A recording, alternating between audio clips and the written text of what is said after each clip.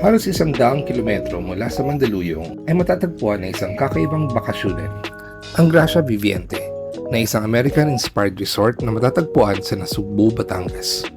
Siya nga pala, dinala ako ni Google Maps sa isang dead-end na palayan, kaya mabuti magtanong muna kayo sa resort kapag nakarating na kayo sa Nasugbu. Pagpasok mo pa lang ay bumungad sa iyo ang isang napakalaking bahay na kulay puti.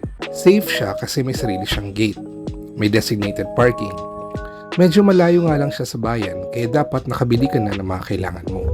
Pwede kang kumuha ng helper galing sa kanila for 600 pesos na good for 22 hours.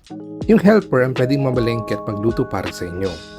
Meron silang sariling kitchen sa taas at baba kung nagbabala kayong magluto at magpaluto. Meron siyang 3 kwarto, 2 sa taas at 1 sa baba. May swimming pool pero hindi nga lang kalakasan ng wifi. Ang pinakamagandang part ng resort na ito ay ang veranda na nakaharap sa rice fields. Pwede ka mag-bonfire sa gabi at sobrang ganda ng view.